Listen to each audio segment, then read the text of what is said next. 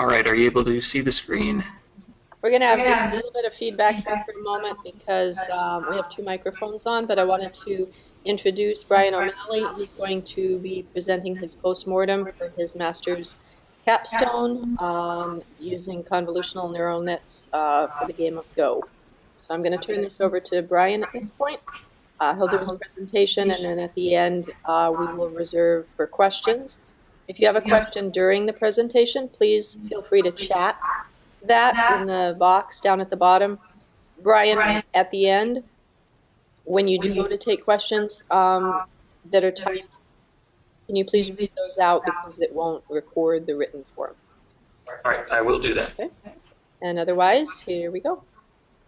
Okay, I did bring a tablet with the actual the application I made on it. I don't know if you want to do that. I can pass that around for people to try out either after the presentation or during the presentation, however you think that would be best handled. I know Jeremiah at least has to leave early, so it might do better to get it out here a little bit early. Okay.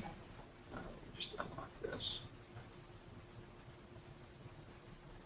All right, and that should load up.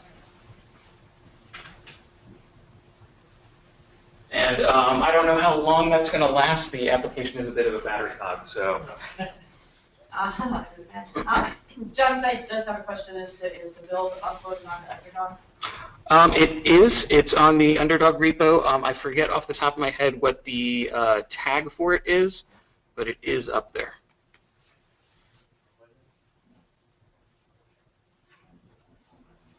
All right, so starting with the presentation here. Hi, this is my presentation on playing Go with mobile neural networks. I am Brian O'Malley. I'm a master's student here at Full Sail University. I've been taking online classes, but I am in the area, which is why I'm presenting on campus. I'm married. I have a daughter and a stepson. I like AI and graphics and martial arts and gaming and pretty much everything. Love food, animals. I've been a developer on and off for a long time.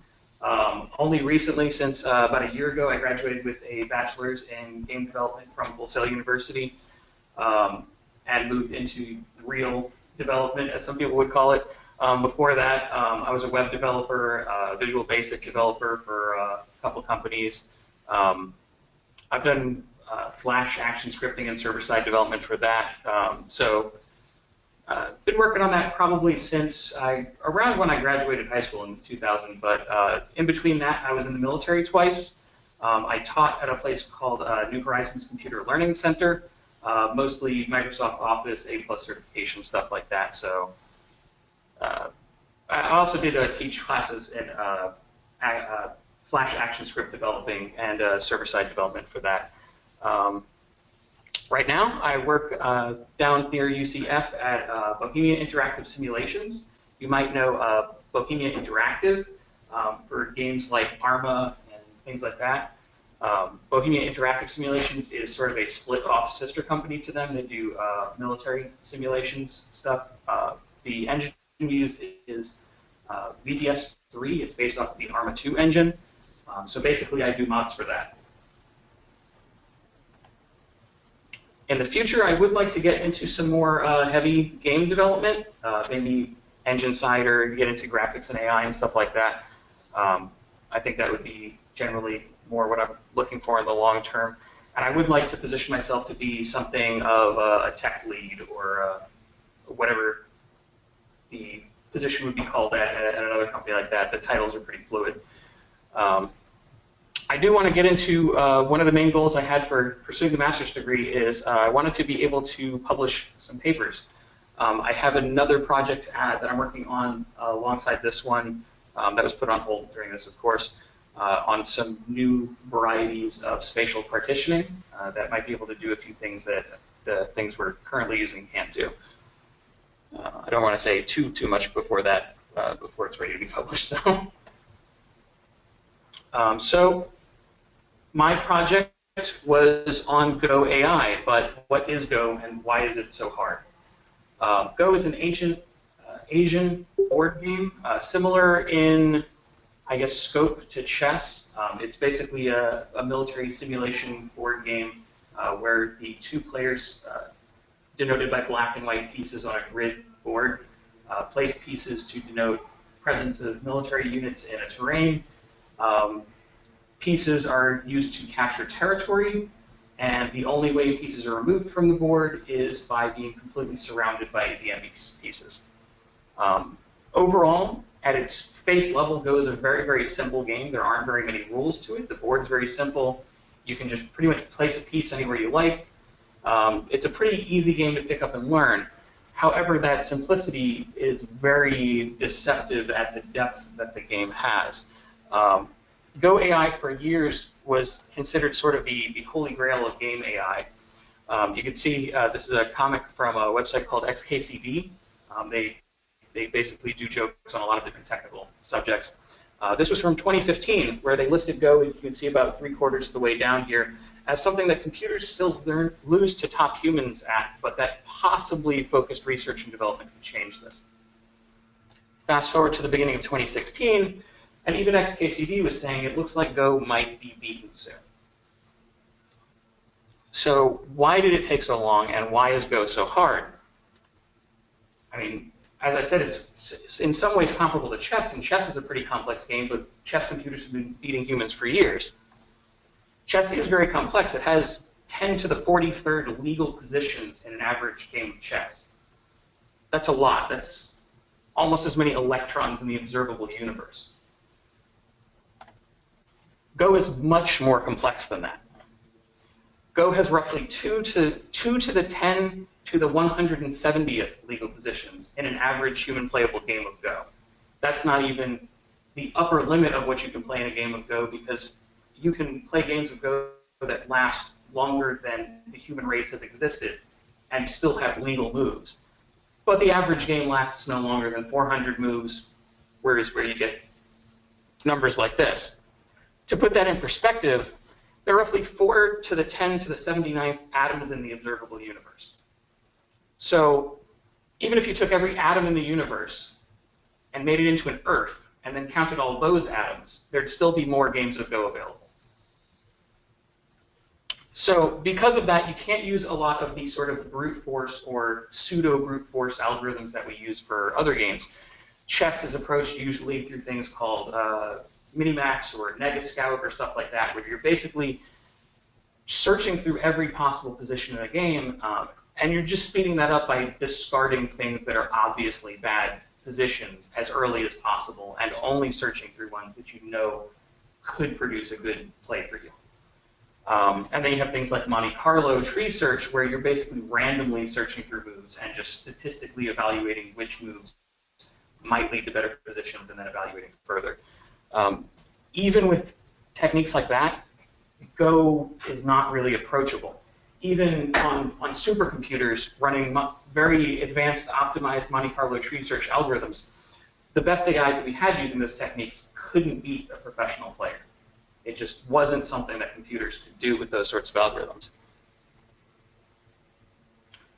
So on March 19th, 2016, this year, AlphaGo, which was a convolutional neural net-based Monte Carlo tree searching AI developed by Google's DeepMind and DeepBrain divisions, played a match versus Lee Sedol. Lee Sedol is the current reigning grandmaster, world champion of Go. He's hailed by many as a savant and probably the best grandmaster we've seen for Go in decades. He's top-notch, pinnacle of human competition in Go. AlphaGo won, 4-1.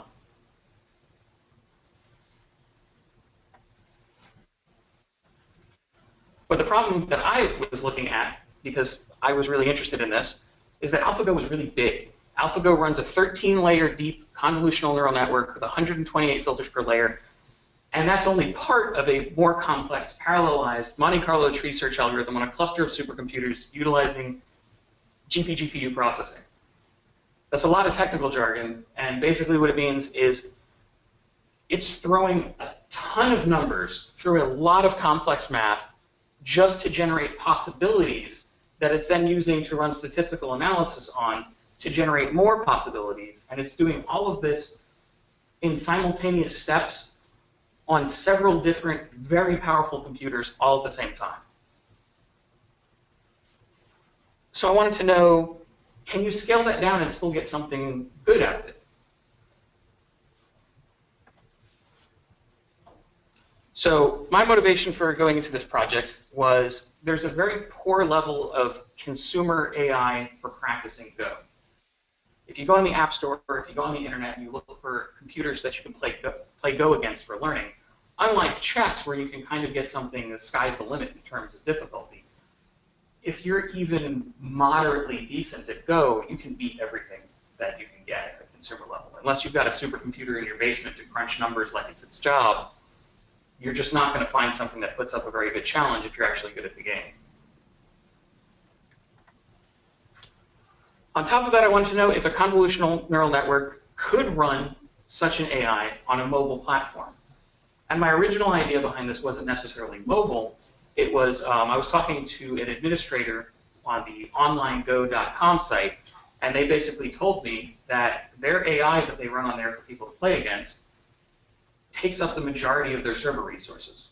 The server resources that they pay for their entire site for hundreds of humans to play games of Go against each other all hours of the day is only a fraction of what they actually have to pay for just because the AIs take so much processing power.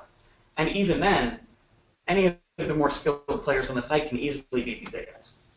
So it's sort of a bad situation if you want to actually practice. So I wanted to know, how far can we scale it down? How small can we get this? Ideally, I wanted to find a way to have a low DAN AI playing with a speed of under 10 seconds per turn on a mobile device. The way Go skill ratings are ranked, you start off in the Q rankings with a fairly large number. I think different sites start you at different numbers. But basically, you'll start in somewhere in the double-digit numbers, and your Q rating goes down as you get more skilled. It's usually backed by an ELO rating system. And once you reach 0 Q, you transition to the Dan ranks, which is analogous to like black belt levels in a martial art. And there are 2 Dan ranking systems. You have the amateur Dan ranking systems, which will be denoted by a D after a number, so 1D, 2D, 3D. And then you have the professional rankings, which are generally considered to be above the amateur rankings, which again still start at 1. So 1P, 2P, 3P. And anyone even at a 1D is going to blow away any of the AIs that you can find on any of these sites. If you try to throw this against somebody that's 1P, it's just laughable. So my idea was, because AlphaGo is so strong, can I make a tiny AlphaGo that maybe can't beat the world grandmaster, but can beat someone that's pretty good? So what went right with the project is pretty interesting, I think. In terms of project management, I think I accomplished a lot in the time given with the hardware that I had. There were a lot of different technical challenges that popped up over the course of the project that needed to be overcome, and mostly they were. There were a few things that weren't able to be really surpassed, but for the most part, things that arose, there were ways around them, and I was able to find those, sometimes with help. And really, the final application development that I have on the tablet here today went incredibly smoothly, which I can only really attribute to the ease of development in the Unity environment, and some really good things that I found on the App Store. In terms of development, I got a really large amount of use out of some useful early prototypes that I made in MATLAB. This allowed me to really kind of take a look into the guts of the networks and how the numbers worked in there and how everything comes together, especially with all of the useful visualization tools that MATLAB has. As you can see here, this is a screenshot of one of the prototypes that I was using. The code that I developed over the course of trying to train the networks also was a big success for me, because I managed to make it in a very robust, modular, kind of templated fashion, so that when I wanted to tear down a network and build a new one, or if I wanted to change some parameters, it was very, very quick to iterate from one setup to another, to another, to another very quickly. I also found a library called ArrayFire, which allowed me to very quickly move what I was doing into a GPU setting to give myself a lot more processing power, as well as it basically just being a switch on and off, whether I wanted it to be on the GPU or the CPU, or if I wanted OpenCL or CUDA or whatever I wanted. It was very, very configurable, and it worked extremely well for what I needed. Also, the ArrayFire devs were available pretty much 24/7 in a Gitter chat room. It's basically a little community chat room that's connected to GitHub. And they were extremely helpful in debugging some things that came up, and I helped too by submitting bug reports and things like that to the library. In terms of training the network, I found a really, really great guide on conjugate gradient descent, which is one of the more complex methods of doing gradient descent on a network like this, or even on linear regression or something like that. In general, it's usually much faster than other methods of training, and while I didn't end up using it for the final training set, it did help me get through interim training sets to sort of test things out much, much faster. So that guide was really invaluable to what I ended up doing. Between that and the modular framework that I created, the quick iteration in training was extremely useful. Just being able to try something, see if it worked, switch it around, try something else, over and over and over, worked out really well. Because of that, and because of the great guides that I found, I was able to get a lot of optimization in a lot of my training methodologies, which meant that, I was able to train a lot more often and a lot more to try out different things. Overall, the training speed was much better than what I initially approximated. I was expecting really to only get 1 or 2 training sets through this over the full course of the project, and I ended up doing way, way more than that. I also found a couple really good testers at my work. There's a couple people I know at my work that are much better Go players than I am, so they were able to sort of sit down with the AI once I had it created and give me a better estimation of how they thought it was doing than what I really had.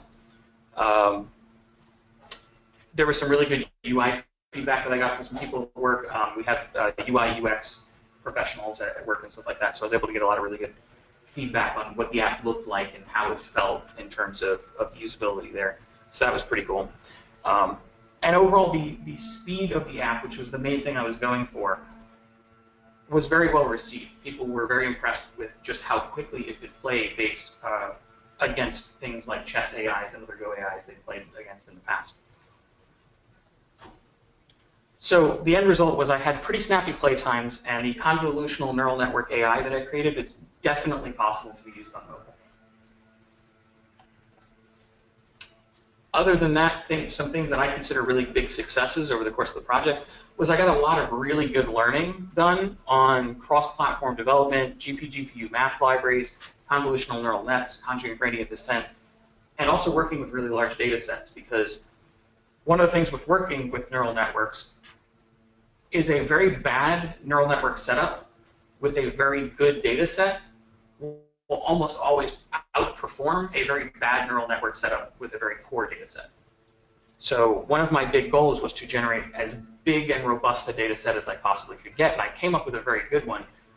The data set that I came up with actually has more examples over a longer time period than even the data set AlphaGo started with. So provided you could actually utilize all that data, you could probably come up with a very strong AI. Which sort of leads us into what went wrong with the project. In terms of project management, starting off with really only using Scrum in the past, Scrum for a single solo project seems kind of toothless at times, just because a lot of the ephemera with Scrum, like daily stand-ups and talking to your team and having this sort of cross-functional environment, doesn't really exist when you're only one person. And I also spent too much time prototyping, I think. I spent a lot of time in MATLAB sort of digging through the numbers and digging through the functionality of all the different things that I wanted to try over the course of the project, and analyzing things, then rerunning them and analyzing them again. I really should have probably moved on much quicker to building my framework so that my analysis and building on that actually bore fruit rather than just examples. So between the two of those, I believe there was some wasted time in the project that could have been avoided. Development, actually, I couldn't really think of anything to development that went wrong with the project. Development went incredibly smoothly once I found ArrayFire and a couple other tools. there really weren't very many pure development hangups. However, training was very, very slow. The large data set that I had generated was much slower than I needed it to be. A lot of the databasing tools that I found either cost a lot of money or had very restrictive licenses or didn't run on the platforms that I had available, or one thing or another. So I ended up with a very small selection of what I could use. And then what I ended up using in the end, in initial testing, seemed very, very fast. But once I had it in the final configuration, it slowed down a lot. Because of that, I wasn't actually able to use all of the great data set that I had generated. I ended up with something over 40 million different play samples in my data set, and I probably didn't get through more than 100,000 or 200,000 of them. So there was a lot of wasted data there simply because I couldn't access it fast enough. In terms of testing, I think I didn't record enough real benchmark information in terms of timing, in terms of win rate of the AI, in terms of basically any of the performance numbers that I really would have needed to publish this didn't get recorded as often or as vigorously as they needed to be. I also probably should have been running additional tests on certain things like the accuracy of the network. I had a very sort of basic accuracy rating for the output of my neural network, which gave me a good baseline of which way training was going, but it didn't provide me a really useful estimate of how well the AI was generating moves. As part of the results, I hadn't really considered how much the battery drain could be affected based on what I was doing on the mobile device. That's definitely something that should have probably played a larger part in determining whether or not this is sort of a viable approach to AI on a mobile device. Because obviously, if you're trying to play at something mobile, you don't want to be plugged into the wall constantly. And if it drains your battery in 10 minutes, then it's not really something you can play. I also wasn't really able to test the strength of the AI that I generated because I never really finished the entire training data set. So even what I did generate, even though it was tested a little bit by a couple people I knew, isn't really a good indicator of the final play strength of a network like this.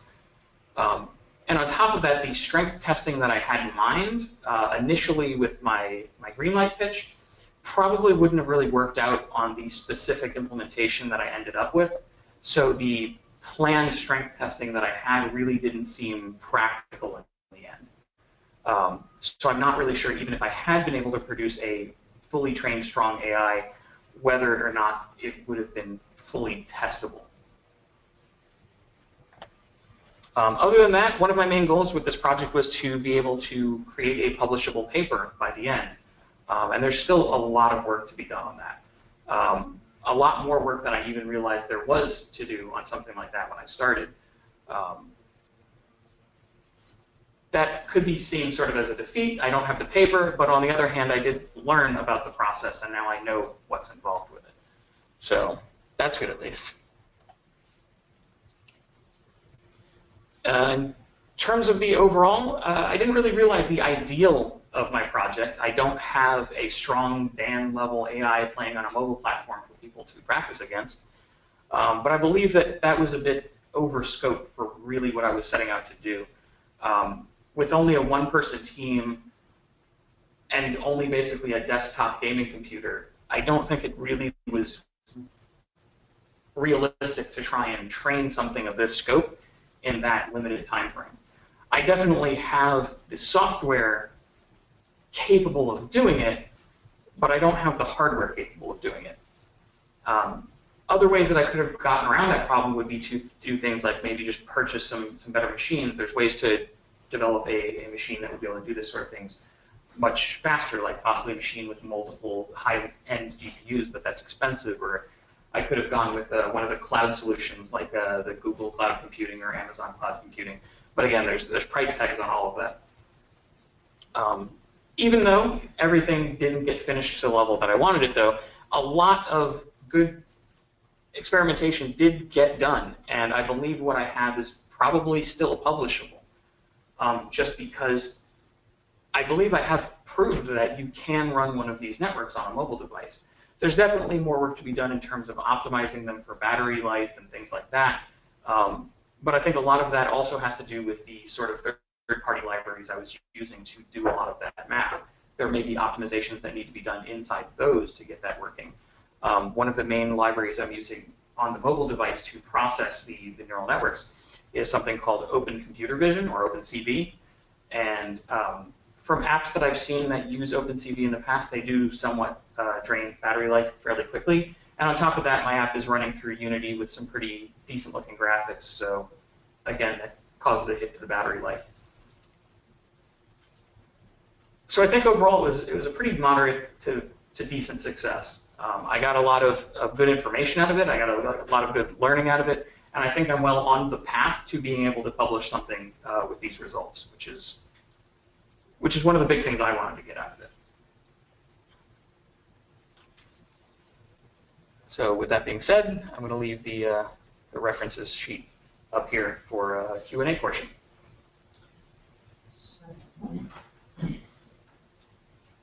So I think since your advisor has a limited time schedule, I'm going to open up questions to him first, and I'm going to just ask that he speak loud enough. I'm going to turn this off so we don't get that. Sure. Would it be helpful if I muted this one so that there wasn't the feedback? Because I don't know if there's anything going to be coming out of these speakers that... Anybody who's online can do over there, and I think we can just talk about it. Yeah, I think we're okay. Okay. Let me see the chat here. I will get Jeremiah to type out anything. There are questions in there, but... Yeah, so I'll go ahead now. I didn't type anything out, so I'll just try to speak loudly so that I can be heard on Teresa's computer. So some of these questions you and I have already talked about, and I just want to make sure that we give some context to people.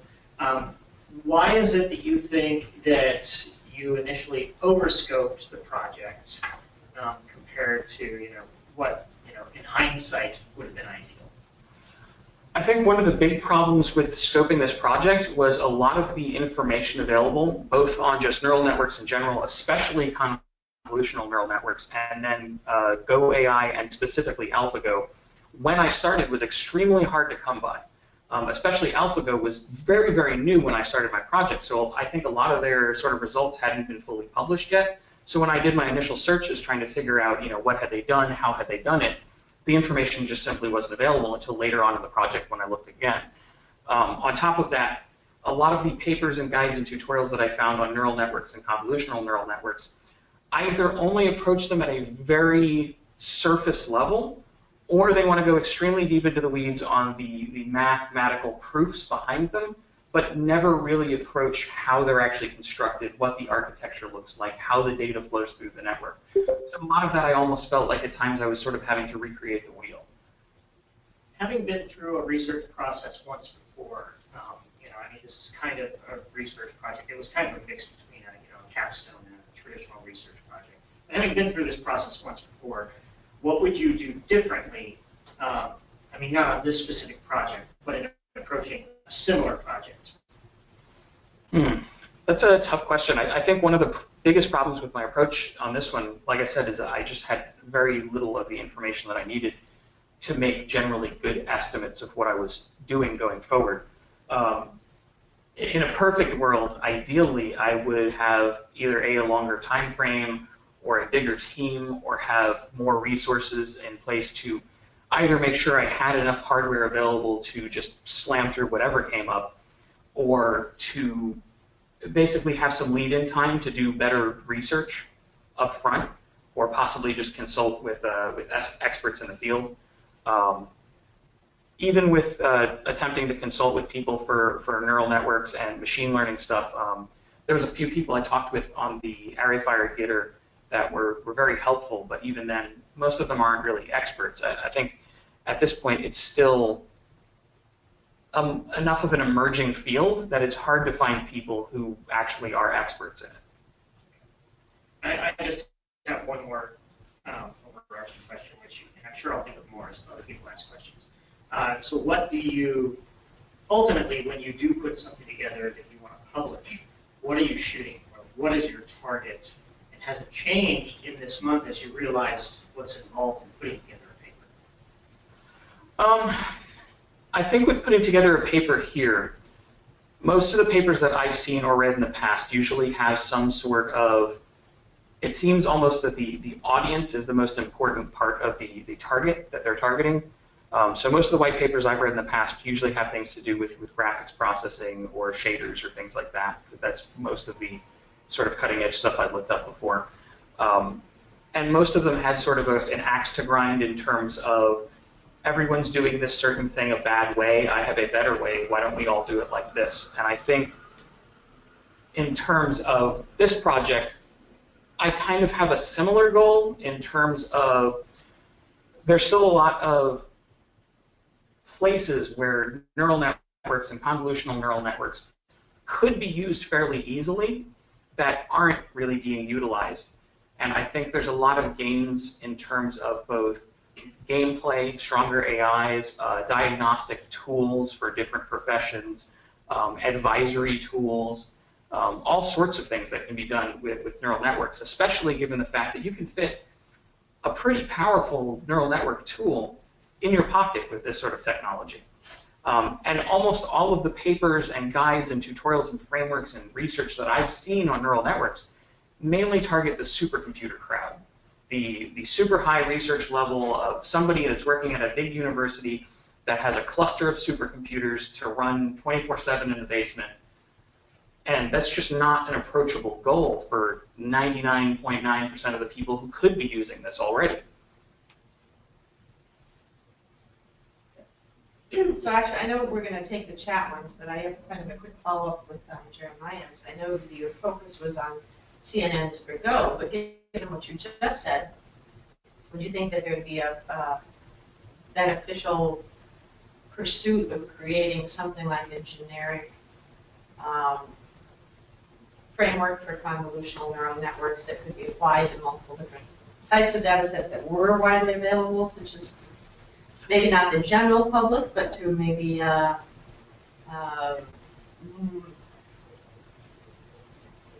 moving it more out of academia and into a more professional. I think that's something that's already sort of underway. If you look at things that are available right now, like Google's TensorFlow, or there's another library called Caffe, there are libraries out there now that you can download and play with neural networks with and really do some really great research, and they're very well optimized.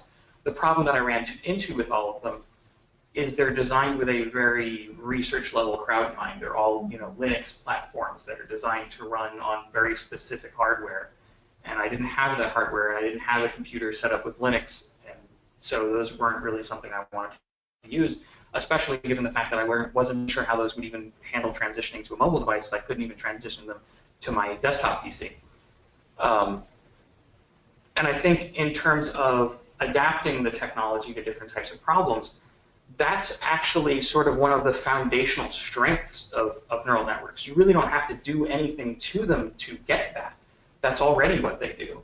I almost feel using this sort of technology, this sort of AI, a lot of times I kind of feel like I'm cheating, because when you develop an AI for something like chess or Pac-Man or Robocode or something like that, you have to know a lot about the game. You have to develop sort of algorithms of how you would approach this, and then how you optimize that for the computer, how you get the computer to notice and categorize certain types of play, and then how to react to them. And with neural networks, you basically just point the neural network at a problem and go, just do it, and it learns it by itself. It's like magic. Right, as long as you've got the right data. So along those lines, though, I mean, many problems that could be, for which this neural nets could be useful, aren't going to involve data sets nearly as large as Go. And so I guess what I'm suggesting is that perhaps you take pull Go out of what the research that you've done and try to head in a direction of making, neural nets available for the masses, some sort of tool. Unlike what's already out there on the market that does target more of an academic audience. If you could put together a fairly robust mobile version, of a generic sort of neural network tool for mobile or for desktop you know, that would open it up a little bit to people that had, you know, data set they wanted to run and see what happened. Yeah, I think there are some sort of adaptive learning algorithms that you can use where basically you have many different devices all running training examples and then merging the training example results on another computer to train an overall training weight set, which is basically what the neural network uses to make decisions. So you could possibly come up with some sort of distributed cloud app where people could basically make a neural network that they had architected through a framework based in this cloud to many different users and then use it to collect data where they basically, as they collected the data, it would do their training example and then send it to the server to amalgamate into an overall training set. And then they would be able to utilize the overall group training set to run actual calculations using their network. That's definitely something that could be thought about. I don't know if anyone's doing anything like that right now. I think that'd be worth looking into. If there isn't anybody actually doing that. Or even if there are people that are doing it. And Could do it be it something better. that ended up on the Unity store? We're just going to enlist all of our students to build things for you. I mean, as far as an outcome for that, I know you'd like to publish, but I think, you know, if you took this outside of the academic realm of Go, I know the reason you started with Go, you know, but I think it's got some other potentially very powerful. And there definitely are super important. There definitely are super important research projects going on every day in terms of convolutional neural networks and deep learning. Just recently, there was an article in the news about IBM's Watson. I don't know how mainstream it is that people know. Most people know about Watson as it played Jeopardy. But after it was done playing Jeopardy, they actually turned it around and started feeding medical diagnostic data into it. So Watson now diagnoses medical cases, and it has a higher success rate than pretty much any human doctor in the world at this point. There was a case in the news about a week ago of, I think it was a lady in Thailand, had some sort of rare mutated sort of leukemia-type cancer, and the doctors were incredibly stumped and didn't know how to help this woman.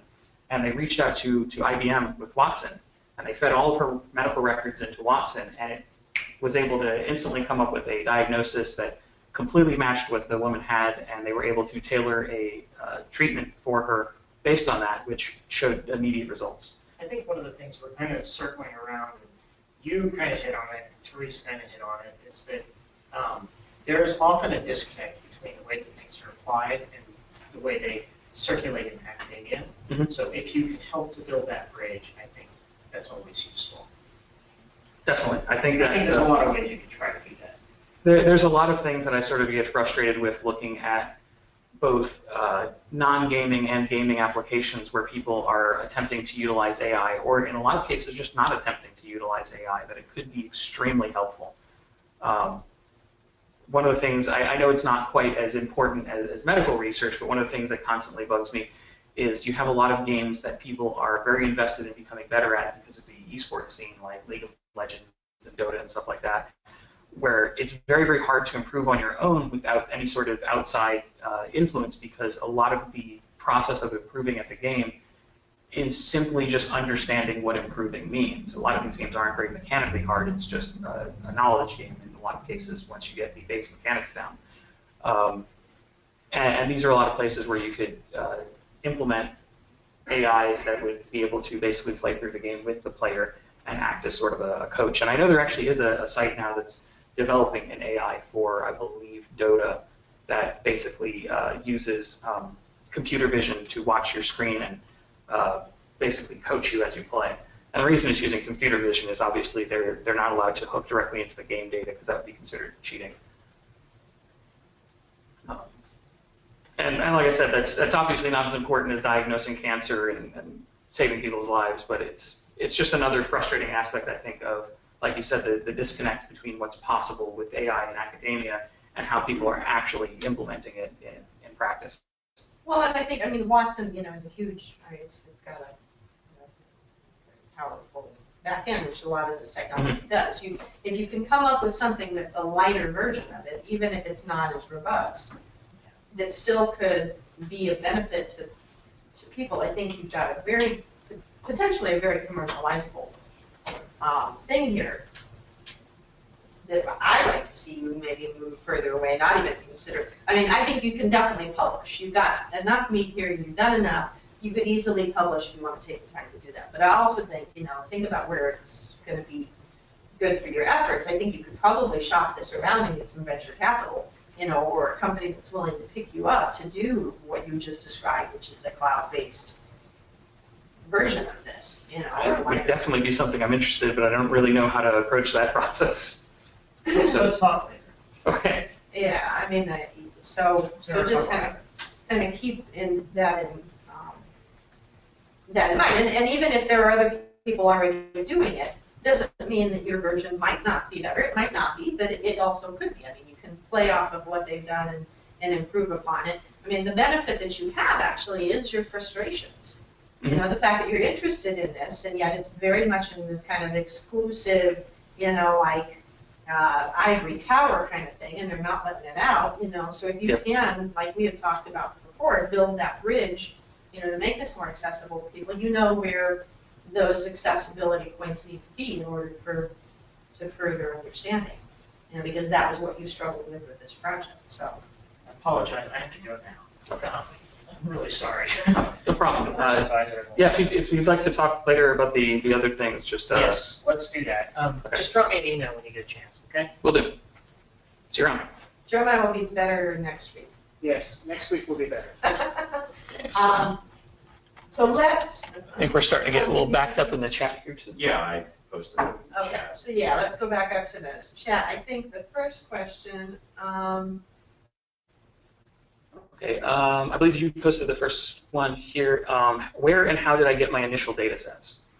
I went to a website called, I think it's called Bada Pro Movies, where they basically have a super enormous library of amateur and pro level Go games in SGF format, which is standard game format, I think.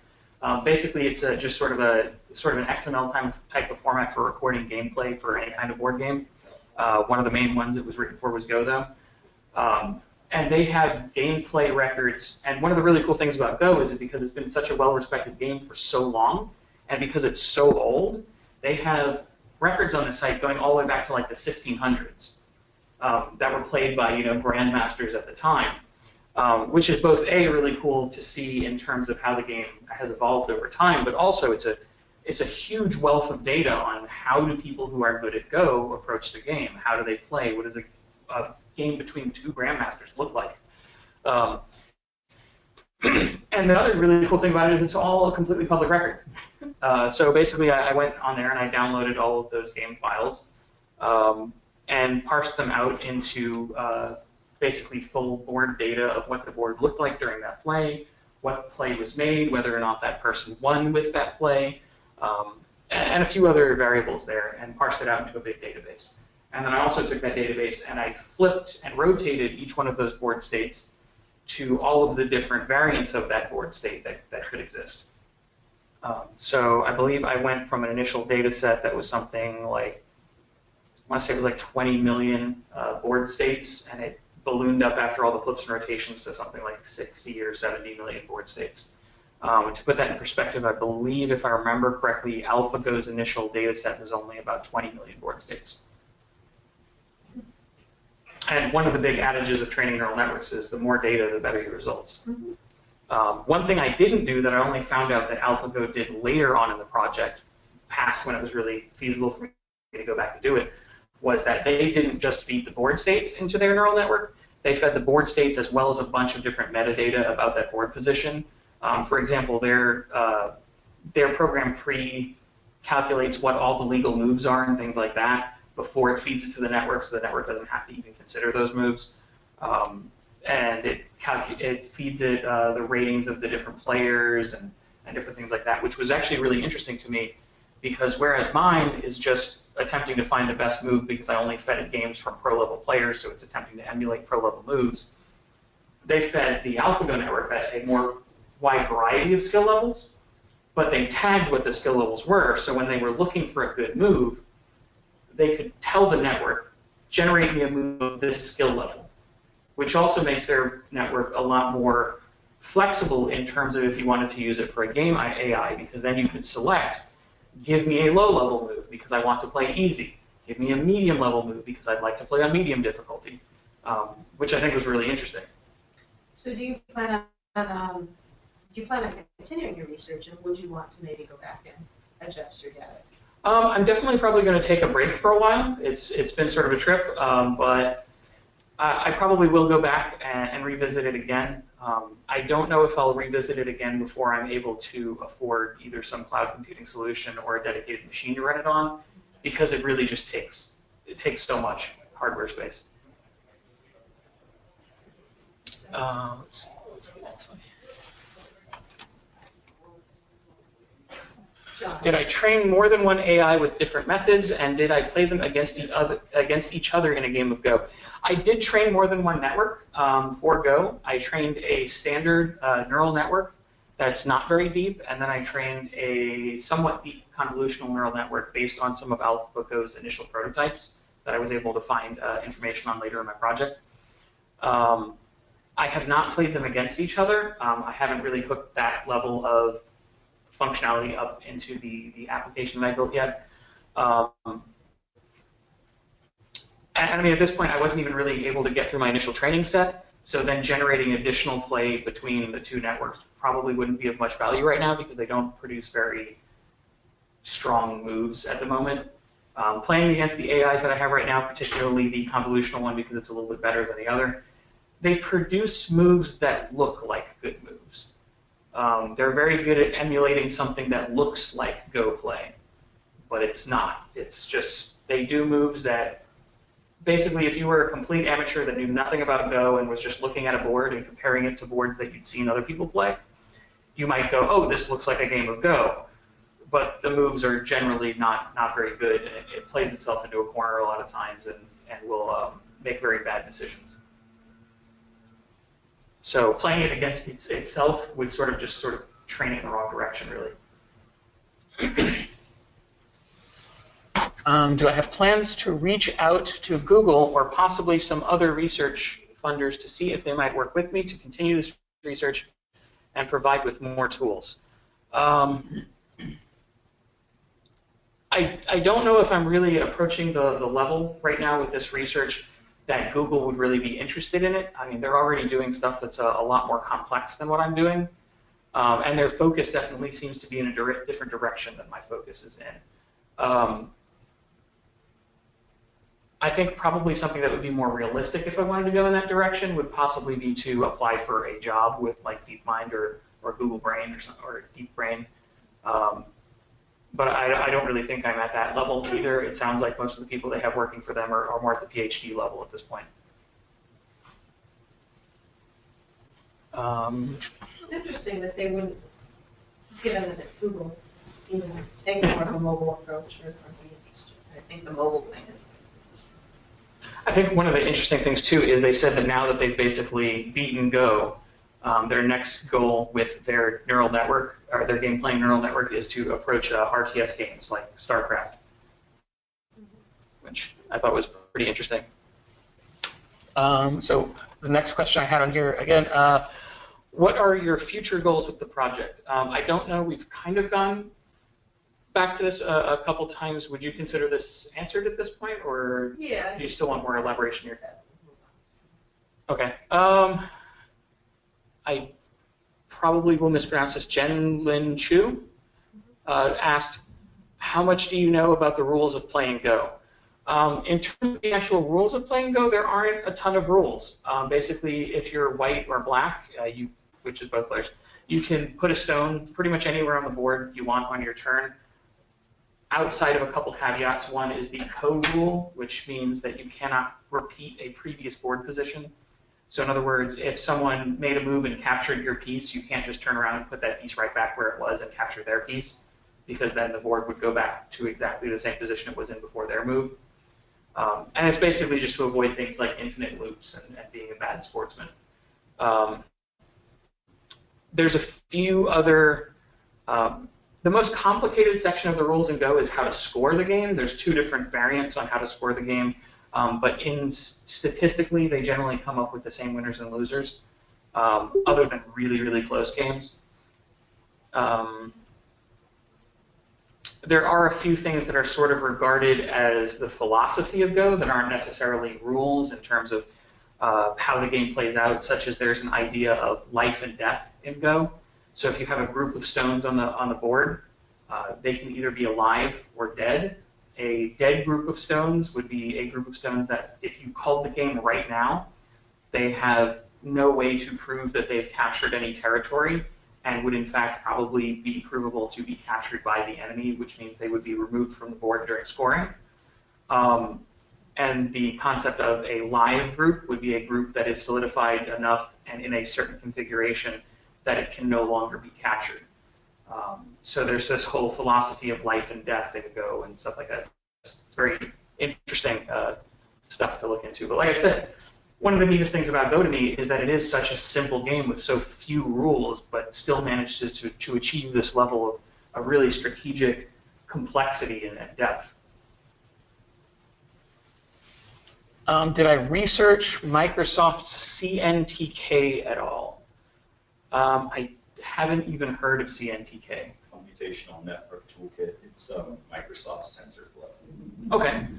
Yeah. I'm wondering, does that run on Windows? It sure does. Okay, that would be Windows great. or Linux. Yeah, it's.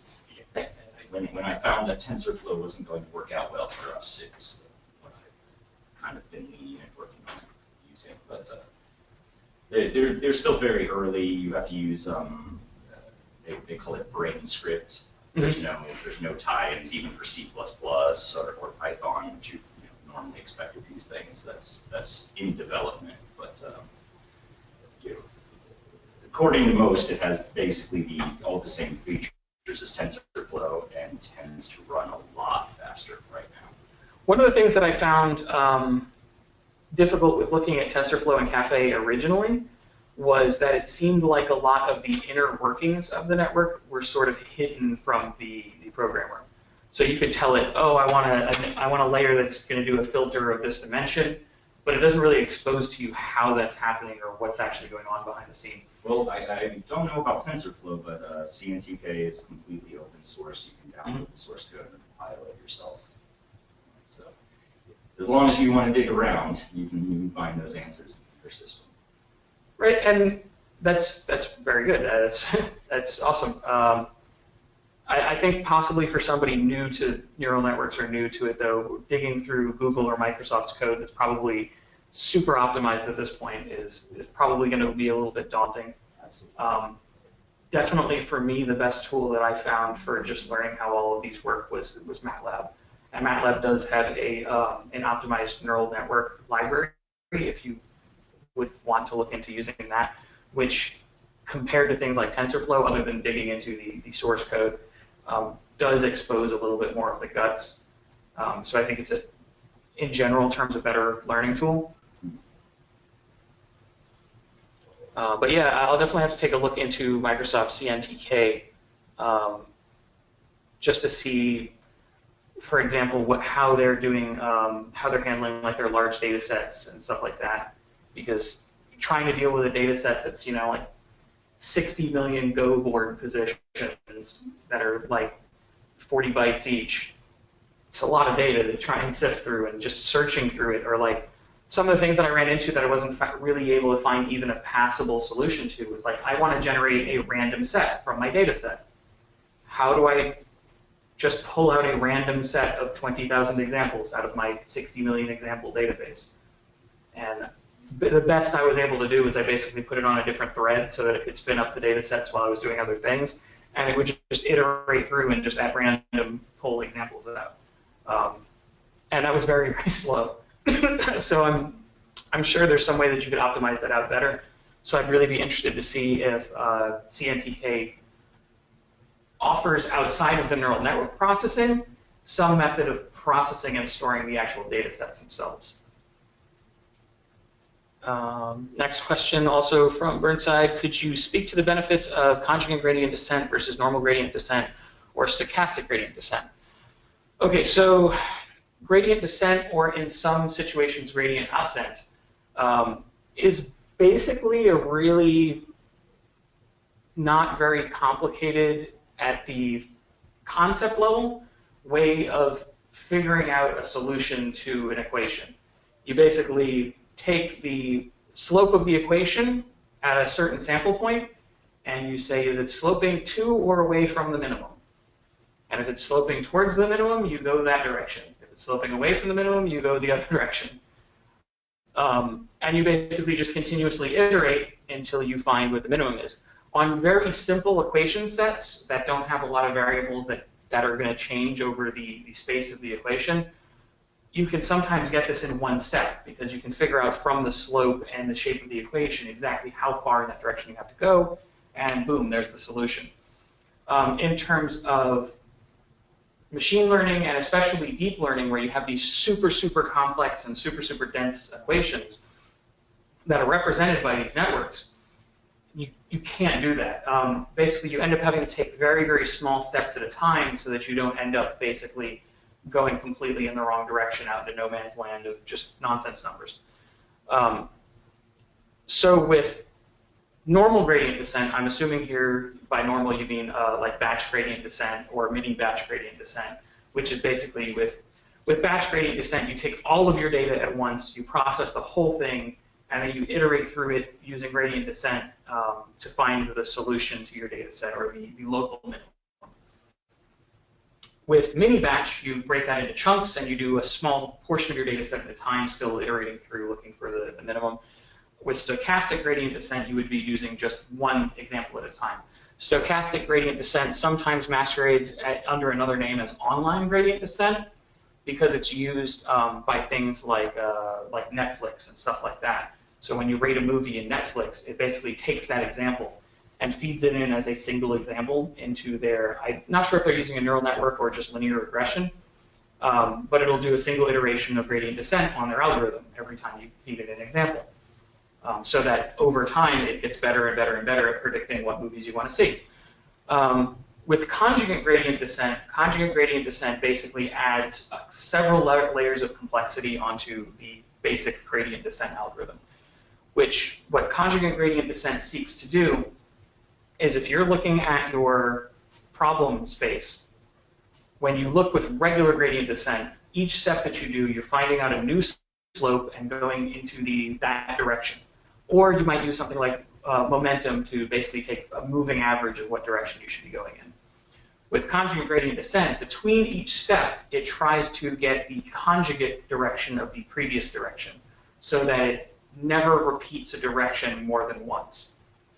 In practice, for simpler equations, but still more complex ones than very, very simple equations, gradient descent can fix in one step. You can get much more complex than that, and conjugate gradient descent can fix it in n number of steps, where n is the number of variables in your equation. However, when you're working with stuff like neural networks, convolutional neural networks, and deep learning, they're even past that in the level of complexity that they have, so conjugate gradient descent can't guarantee that it'll get there in n steps, but in practice it usually gets there in less than n steps. And generally in practice, it's going to get there much, much, much faster than just standard gradient descent is going to. That being said, the only main ways that I've seen conjugate gradient descent employed is basically with full batch conjugate gradient descent. So trying to break it into mini batch or stochastic or online gradient descent doesn't seem to offer as much benefit as it would with some of the other methods of creating adaptive gradient descent out of things like stochastic gradient descent. Like you have Atom and what is it? AdaEva or something like that. There's a bunch of adaptive gradient descent methodologies that you can use with mini batch or stochastic or even distributed gradient descent that I think in those types of problems will outperform conjugate gradient descent. But that being said, most of the places that I saw conjugate gradient descent mentioned or explained when I was initially learning about the neural networks would pretty much hand wave it. They'd say, this is conjugate gradient descent, it does this thing, here's our algorithm, just use it, it's too complicated for you to understand. And that was pretty much the answer that I got everywhere I looked. It's too complicated for you to understand, use our algorithm. Until I finally found this paper. I think I have it in my references for the presentation. Right here, the one at the bottom. Schuick, J.R., Carnegie Mellon University, An Introduction to Conjugate Gradient Method Without the Agonizing Pain, edition 1 1/4. This is the best written white paper I've ever seen in terms of approaching it as a layman. It's basically a complete tutorial from start to finish on where conjugate gradient method comes from, how it works, step by step, breaks it down in terms that pretty much anyone with a decent basic college level math background is going to easily be able to get through. And this is basically, like, to me, this is the holy grail of CJD, because looking at stuff from like Andrew Ng and stuff like that, where he's talking about conjugate gradient descent, he's like one of the foremost machine learning researchers in the world, and he basically said, it took me years to understand conjugate gradient descent. I'm still not sure if I understand all the nuances. And then I found this paper, and it's like, oh, I totally get it now. This was just amazing. This catapulted what I was doing so hard. It was fantastic. Just a question, when they say, you know, here it is, use our algorithm, were those all more or less the same algorithm, or very? They were variations. Even within conjugate gradient descent, there's a lot of moving pieces there, and each one of those moving pieces has several different variant formulas that you could use depending on your goals with your gradient descent. So that was actually one of the big reasons I would suggest reading this paper, understanding it, building your own algorithm, because he explains all of the pieces, how they work, the differences between them, and how to construct what you want to do. Whereas if you just look at one of these other places and they go, it's too complicated, use ours, theirs might not really be optimized for what you want to do. Yeah, well, I mean, that was my question. I mean, if there's only one and it's assumed that one is good enough, then you don't really need to know. But if there's a variation, if you can choose, then yeah, you should pretty much understand what you're choosing. Like CMTK, you know, you're describing mini batch and stochastic. They consider that the same algorithm, and you just tell them the size of the batch, which could be one. That is one way to approach it. I did find in practice, though, optimizing between the two, sometimes you'd want to weight things a little bit differently, because when you're just doing one example at a time, you can just find bad examples, and you can just find things that are just not going to train your network the way you want it to, even though overall your data set's very good. And one of the benefits, though, is that you won't, with stochastic or mini batches, that you're less likely to fall into local minimas. Because you know, this bit said push you in a local minima, but all these didn't. I'm not sure that that's really a benefit to stochastic gradient descent. I would actually say that they're more prone to that, because if you look at full batch gradient descent, you're literally looking at all of your data at the same time. Unless your data is actually telling you something different than you thought it was going to, provided you can get enough training horsepower behind that, you're going to get the right answer based on that data set. With mini batch gradient descent, depending on what your momentum and your velocity is and how you're annealing your learning rates and stuff like that, and how you're handling your epochs, you could get to the point where maybe some of your mini batches just happen to grab all of your bad examples and push your training in completely the wrong direction. And if that happens too many times that you have these bad batches, you could end up with a bad training. And it's even worse with stochastic, because with stochastic, I'd run into times where I would just get, let's say, I'm running a data set that has 20,000 examples, and I just happen to pull an average 500 examples for the next 500 examples whose average is just really bad. And it would train it in completely the wrong direction, get very confused, mess up my learning rate annealing, and then basically fail its training. And with the full batch, you can't get that, because you have all of the data in every training iteration. I think the benefit to running stochastic or mini batch is the fact that you're not going to need as much horsepower. Obviously, with the full batch gradient descent, you need to be able to take your whole data set and process the whole thing at one time, which, unless you have a very small data set or a very monstrous computer, you're not going to be able to do. So as far as I could tell with my experimentation and reading into it, you want to run the biggest batch size you can reasonably run. Unless you're trying to do something like online learning, like with Netflix. Netflix wants to train every example because it wants you to see progress over time that, hey, my movie selections, these match movies I want to see. And unlike other data sets, your taste in movies might change over time. So it's going to want to adapt to you very quickly. It's going to want to try and take, every example you feed it into account immediately. Because maybe you're just in a specific mood, and for the next 3 months you're going to want to watch nothing but comedies. It's going to want to pick up on that really fast. But for example, if I was just trying to figure out the movies Burnside likes over the course of his entire lifetime, and my stochastic gradient descent algorithm just happened to pick a bunch of examples from this one period where you were watching nothing but comedies, and then it thought it figured it out and stopped training, then I would just go, well, Burnside only watches comedies, when that might be completely false. I'm a simple man. It's true. Let's see, what's... Oh, did it? So I think it scrolled on me. All right. Sorry. I want to pick up with this, and there's no good answer to this other than maybe more of a comment. You had the benefit of getting a data set that was fairly accurate. It was a good, high quality data set. In real life, that happens very rarely. Yes, and that's one of the really good things about working with gaming data, because you can, in most games, if it's even popular at all, especially in the modern world, you've suddenly got 1 billion people playing it, and they're playing it 24/7, and you have so much data that you can filter out and go, oh, I only want high-level players, I only want low-level players, I only want players that play in this particular play style or from this particular region. And you can pull enormous data sets out of thin air.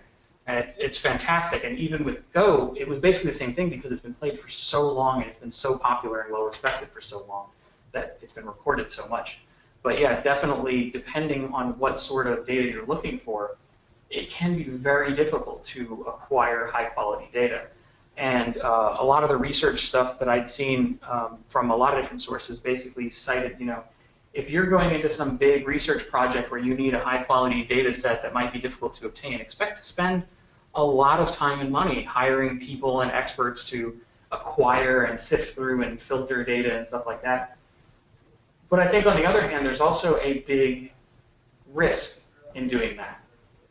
Because you might look at a specific data set and go, there's a ton of noise here, and some of this data is just garbage and it's bad, and I got to throw out half of this data. And if you're throwing out half of your data, like, are you really training the neural network on real data, or are you just training it on the data you like? So I think there's definitely arguments both ways. There's definitely arguments saying, it's very important to groom and filter your data and make sure you're getting exactly the data you want. But I think there's also a risk in going too far with that and filtering too hard and cherry picking your data for what you want to prove. And just as a follow-up on that, from a master's level and then the thesis that you've done here, that point in of itself is extremely important to have an awareness of. I know you're primarily focused on gaming data, by and large, like you said, that's user-generated, and it's either very personal data or it's fairly accurate. But if you were to ever apply this in the real world, that observation right there is incredibly important. We can go back up. So you had a question if I could post something to the main screen. I don't know. Was that the link? We have some students in attendance, and they may want to review what you've done, and they don't have access to Underdog, so or your account on Underdog. So eventually, I'd like to see if we could have you posted somewhere where they could. Okay, because I'm guessing the chat window doesn't show up. Well, not for yours, but John had. There's two things about posting. One is Posted the APK on Dropbox, so that he was talking about. Yeah. He posted the Unity Go player APK. Mhm. Yeah, I have the link here, but I don't know. I mean, I could put that like in just like a notepad file and put it up on the screen. If that would be the best solution there. Because I think GoToMeeting hides itself from viewers. Yeah. Okay. John then says Amazon has cloud support for students and educators. I did look into the student and educator support on Amazon Cloud. Unfortunately, it was mainly low-level stuff, and from my research into what I could do with ArrayFire and the GPU support, I basically was going to surpass what I could get for free on my home computer. Which the benefit of that is if you don't have a computer that you have 24/7 access to, I guess you could throw it up there and just have it running constantly, and that would be a benefit. But the other thing was I probably wasn't going to have it running constantly. I'd need to stop it and check results and iterate on things. And then even if I did need it running constantly, it's my computer in my office. I can just leave it running. Most of the research I did into the Amazon cloud support, the solutions that I probably would have been looking at if I had wanted to rent something weren't extremely expensive, but not necessarily negligible in cost either. I think it probably would have been maybe $100, $200 for like a week's worth of use of something that would be at least a couple times more powerful than my desktop computer. The other problem I ran into there was if I was going to be using ArrayFire or the other things that I had already been looking into in terms of Windows support, a lot of theirs either weren't Windows or didn't have a GPU available or one thing or another to make them not really tenable for the work I had already done. But I did look into that, and that is a good thing to note, especially if you're doing any other project. Great. So CJ Wild, I think. he was just saying. Okay. Thank you. And then Toph said, Google's AI team is taking on RTS games next is interesting, as they have much more complex rule sets than Go, but are generally considered to have fairly straightforward strategies with player reaction time as a key element. Definitely. I have seen a lot of AIs that could pretty much demolish even pro-level players in things like StarCraft simply because they can just play so much faster. They can take a suboptimal strategy or just a bad read on an opponent and still make it work just because they can take 40 million actions per minute. I think the more interesting thing that they could do is try to use the neural network as a predictor of strategy and as a predictor of basically build sets and map locations and stuff like that. If they could take basically an extremely limited player AI, something that can only take a limited number of actions per minute or only move the camera at a certain speed and stuff like that, and then basically feed it strategic information using a neural network and actually have that beat pro-human players, I think that would be much more interesting. But personally, I've also been looking into a few approaches of that myself, and I think that the neural network in this case might even be overkill. But if their research that I've read on AlphaGo is any indicator, they really like overkill. Basically, if you look at the research they did with AlphaGo, their initial research just into the convolutional neural networks on trying to pick human pro-like moves, they beat all of the current world records on accuracy for that. They beat the best previous champion AI 99.9% of the time. And that was just with their prototype CNN. They then scaled that up to where it beat even those figures, and then took that and used that as a move selector in a Monte Carlo tree search algorithm, and then took that and made it a distributed algorithm over a cluster of supercomputers. So, yeah, I think they'll probably have really awesome results with RTS games because they'll probably just continue pushing into overkill territory until they get bored. Well, with that, I mean, could you flip it around so that it's used as a design tool for balancing? You know, if you're testing out designs. I think that would definitely be a useful way to approach that kind of research, and I think that would be very useful for the industry because basically if you approach a games company like Blizzard and said, if I had an algorithm that you could just point at StarCraft and it would tell you exactly what all of the proper balance numbers for your game are, and you never have to release a balance patch ever again after this. Would you be interested in that? I feel like the answer would almost obviously be yes.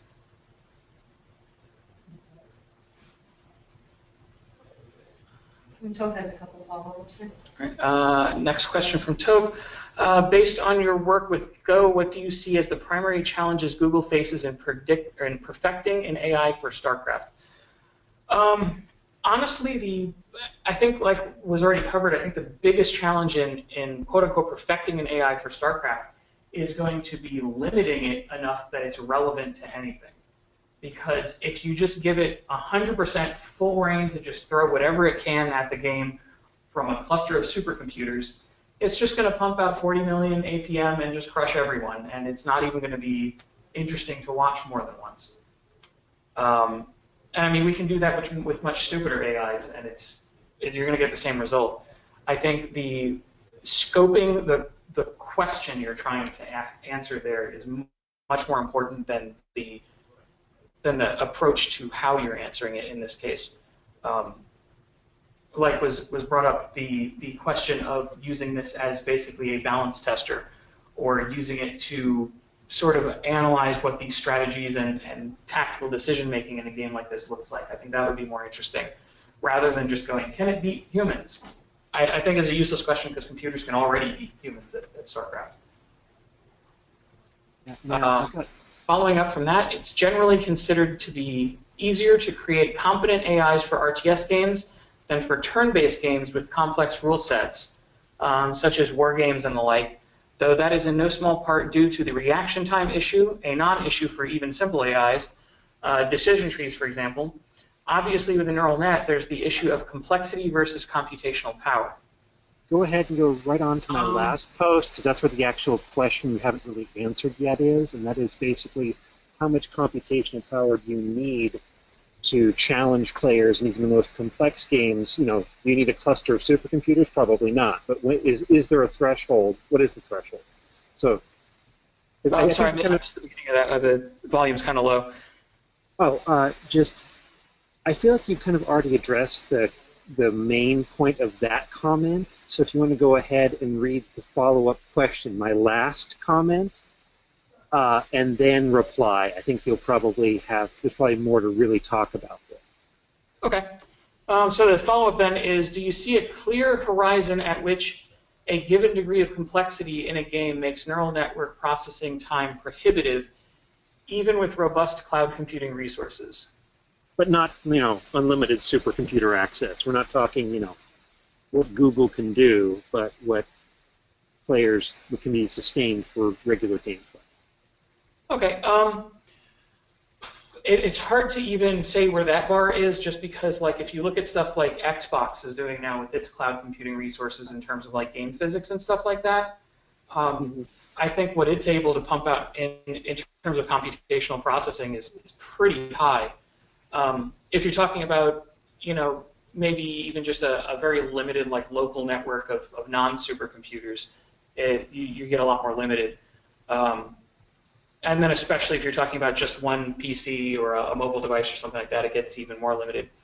But I think in terms of neural net processing time and the complexity of the game, I think it would be an interesting research question to find out if those two things are even really linked. Because if you take something like Go or chess, if you look at the convolutional neural network involved in processing that, even to a pretty high degree of accuracy, as some of AlphaGo's example networks did, I'm basically running something of the same complexity on a mobile device. So I think the processing power and complexity of the network is less important than the complexity of training the network, for one, and the complexity of coming up with the proper architecture for the network. And I think that's where we still have the most room to learn about what you can do with a neural network. Because right now it seems like it's very easy for researchers, especially at places like Google and stuff like that, to just go, well, this is a big, complex problem. So we're just going to throw a whole ton of layers with a whole bunch of filters and neurons at this and pre-process as much data as we can and just throw it in there and see what happens. And they go, oh my God, we get a great result. And it's kind of like, well, of course you do. You threw like something that's so ridiculously overkill at it that of course you were going to get a good result. I think it would be much more interesting in trying to figure out what is the lower limit of that? What is the smallest, least computationally intensive network we could throw at a problem like this and still get a passable result? Because especially in terms of the, I mean, it was true years ago that if you tried to do neural networks that were too deep or too complex, that you'd get things like vanishing gradient or exploding gradient or stuff like that. But we have so many tools at our disposal now to avoid those problems. You can pretty much throw whatever you want in these things, just the biggest network you can possibly process, and it'll probably come up with a good result if you have a strong enough computer. So I think the better question to be asking at this point is, what is the smallest thing we can throw at it?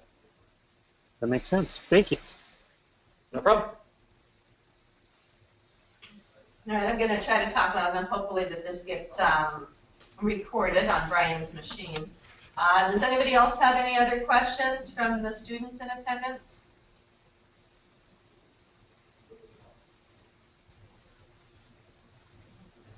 Anybody else? Any final questions?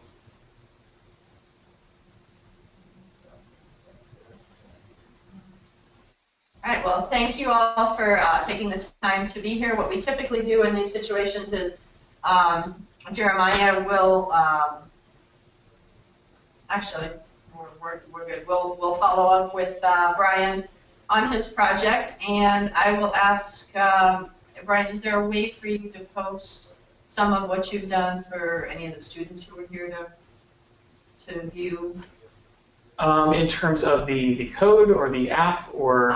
Let's see, I'm not sure what, Michael, if there was something that you would be interested in, what would that be? I think Claude had said maybe just the game at this point, and then if they were interested in something else, then. I think I'm going to take this this link to the Dropbox with the APK. Yeah, I emailed that to you, but you can grab it as well. I'm going to throw this into Notepad real quick just so that everybody can see it, since they can't see the. Oh, wait, that was for you. John was email. Oh, okay, John was providing it to the students.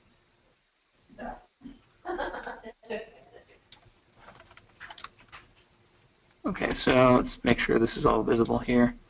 Okay, so that should be a link provided by John to the APK for the Unity application that's running those networks that I trained right now. As I mentioned before, the play strength of them isn't very good, but they can generally look like a Go game. I think the bigger takeaway from these, though, is just they run very fast. The standard neural network that I trained, which is not very deep, runs basically instantly. There's no discernible turn time there, and the convolutional neural network can complete a turn in under 2 seconds. I haven't timed it specifically. That's good. So thank you all for being here in attendance, and we thank Brian for taking the time to come and present on campus. We appreciate that. One thing I will mention is that I know you're working on just going to put together a final screencast, kind of like the one you did, but this is going to be a demo overview of this. So if you wanted to maybe use it, hey, I'll pass that link on to you. Thank you. Well, thank you for having me, and I hope everybody enjoyed the presentation. Very much.